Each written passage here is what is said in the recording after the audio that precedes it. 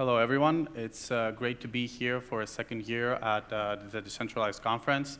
Our law firm has been a part of the Decentralized Conferences last year as a consortium, and now we are a unified law firm providing great legal services in the blockchain field and in the innovation sector. So today I will be talking about a little bit about cryptocurrency and crime.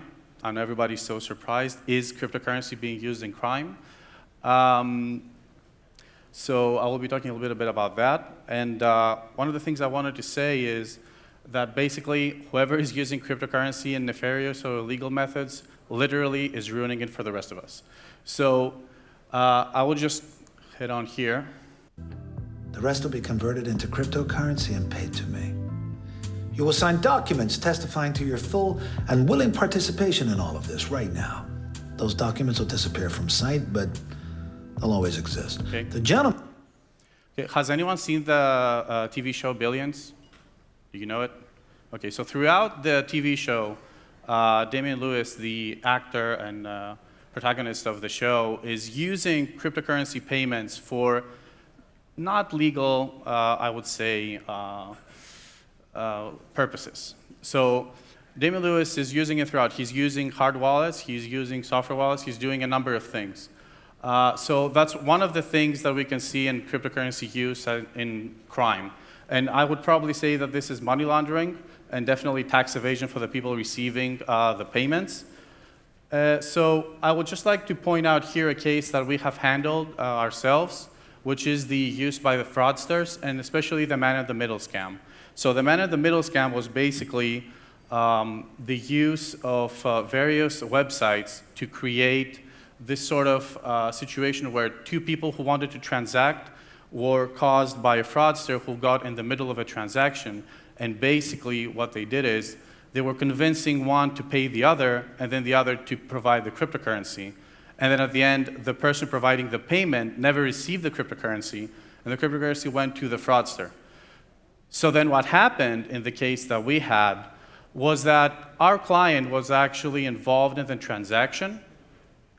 But the issue was that our client provided the cryptocurrency, received the payment, but the problem was he gave the cryptocurrency to a different wallet. Now, the fraudster had got in the middle, so he was basically doing the transactions.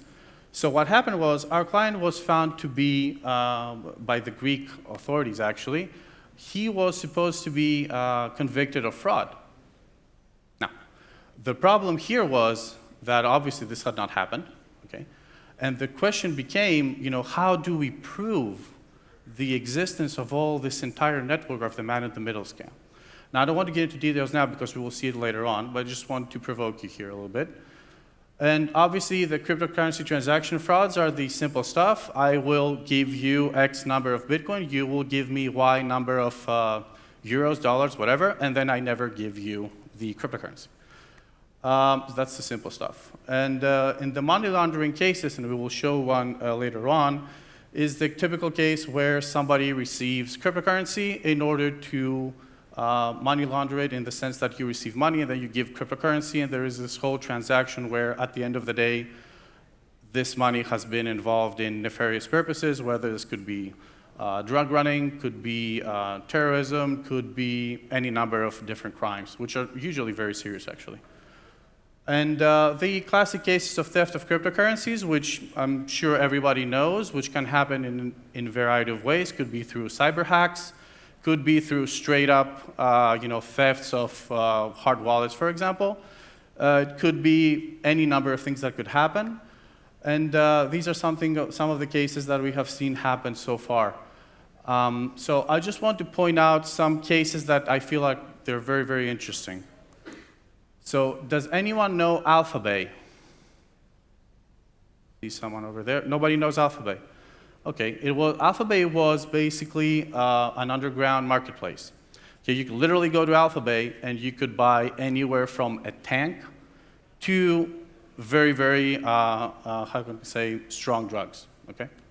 So Mr. Kazis was the administrator of this website, and as you can see, he was very successful. He had a Lamborghini, a Porsche Panamera. He also, actually the forfeiture request, and this is an actual legal document used by the US government to forfeit his assets. Now the forfeiture complaint was actually, I don't know, like 30 pages long. In fact, 6 of the pages are only the assets of Mr. Cases. So it was a pretty successful, one would say, cryptocurrency user. And so what happened here is the US government was tracking Mr. Cases, and actually he got caught because he was using his personal email to conduct all these illicit transactions. Okay, so now having said that, what the US government did is through a process known as information sharing between governments, they managed to track Mr. Cases through his personal email address to Canada, find out his personal details, find out about a front company that he had there, in fact, find out about a number of front companies that were being used, and later on proceeded to arrest him in Thailand. I will explain that in a bit. But as you can see here, I wanted to point this out. Can you see here the bitcoins that were being seized from Mr. Cases, from his wallet? And it's not just the number. It's just that I want to point out here that governments are very much capable of understanding Bitcoin and cryptocurrency. And this is only one wallet. There's also an Ethereum wallet, which was seized. And you'll probably argue, how did they do it? How did they get his password and all that stuff? Honestly, I'm not really sure because it's not in the forfeiture complaint. But the thing is that, as you can see, they're very capable to do so. If they want to do something like that, law enforcement authorities, they can go ahead and seize it. Now, obviously, there's also the explanation here about how exactly it was being used. You can see Bitcoin, Monero, Ethereum, but Bitcoin was basically the main cryptocurrency being used.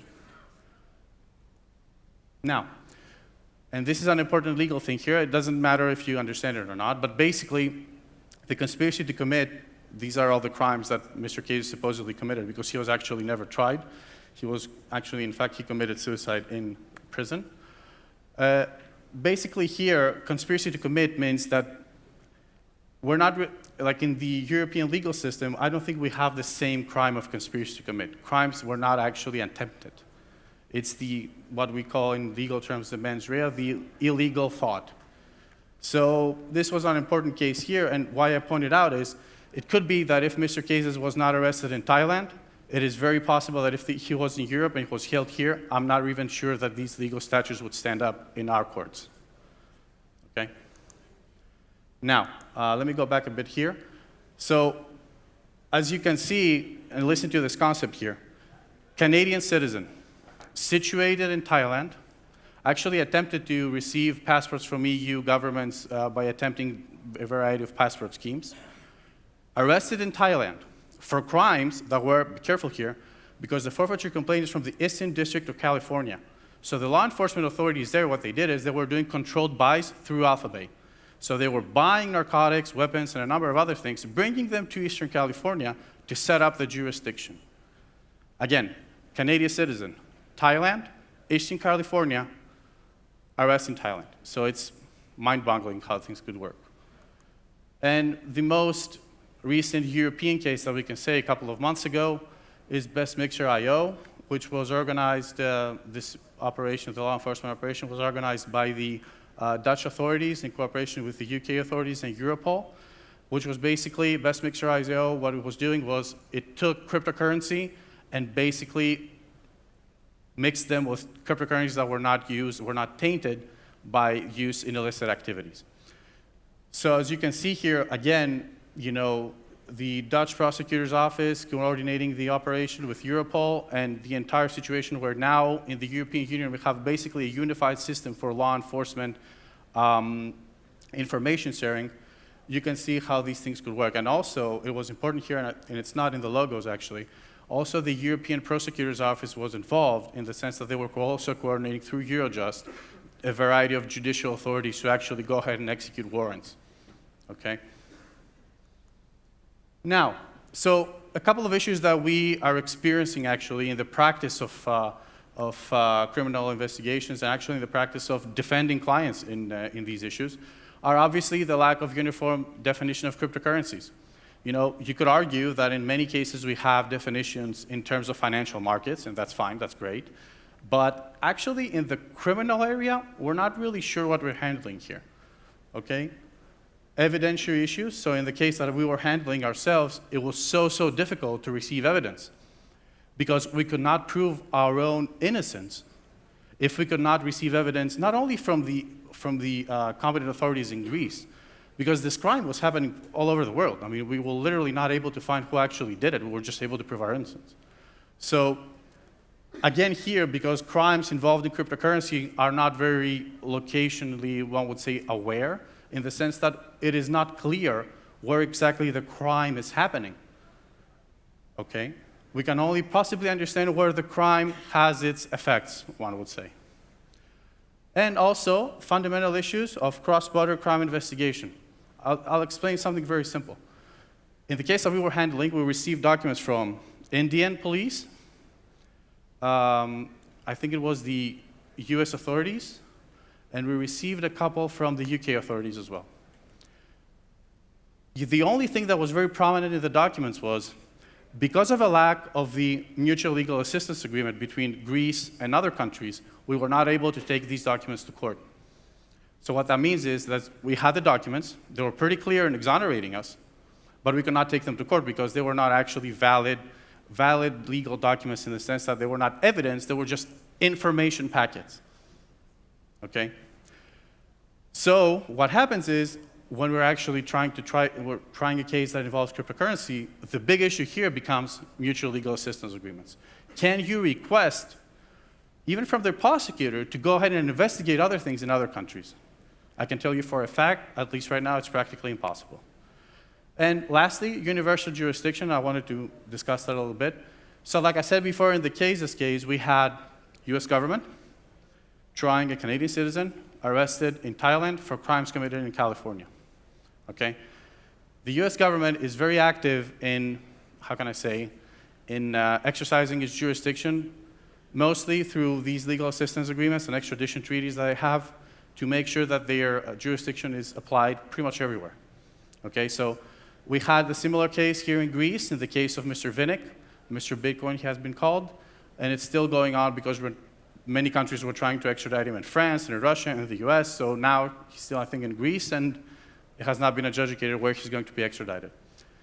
So this becomes an issue as well. And like right now, we're also advising, and I know a couple of my clients here we have advised as well, you know, if you're doing anything with cryptocurrency, make sure you block everyone coming from the US.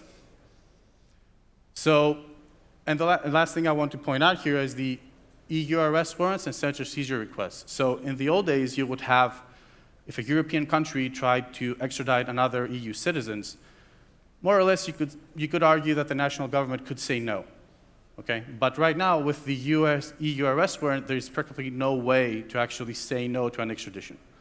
Okay, so if an EU government wants to extradite another EU citizen from another country, that country actually has to comply, of course, within reason and, of course, within legal measures being taken. And I just want to close out here because I know there's a lot of cryptocurrency and blockchain experts here. And I just want to say that right now, what we need as lawyers from you, and we honestly need it from you, is experts. We literally need people who understand this stuff, and we need them to be able to come to a court and actually testify, okay? We need forensic experts, like one of our clients, Enigma Limited in Cyprus, who is performing forensics exactly for these sorts of transactions. And we need that because we need to be able to prove to courts that, you know, our people have not done something. It is impossible to even prove that you have not done something in cryptocurrency transactions. And actually, what we really, really need is to train law enforcement officers and train judges and prosecutors. So thank you very much for your time. I hope it was helpful. Thank you so much. I loved your presentation. Thank you. I've been informed that we don't really have time for Q&As, but we can take one. I mean, if someone wants to take one, we can give one. Okay, one very short one, a very brief one. Thank you. Very, very shortly. Great presentation, by the way. Where do we stand in Europe in terms of legislation? Let's say that you hold some XYZ cryptocurrency or whatever, and you do transactions, you use an exchange, you trading, whatever. What are you legally obliged to do? Honestly, I would say whatever your host government does, you know. Whatever your country, wherever you're based, wherever your citizenship depends, you would probably do what everybody's asked there, but there's no uniform. Yeah, there's no uniform legislation for that, and it's one of the issues that we're facing actually. If it was uniform, I'd feel much safer doing a number of things with cryptocurrencies in the EU.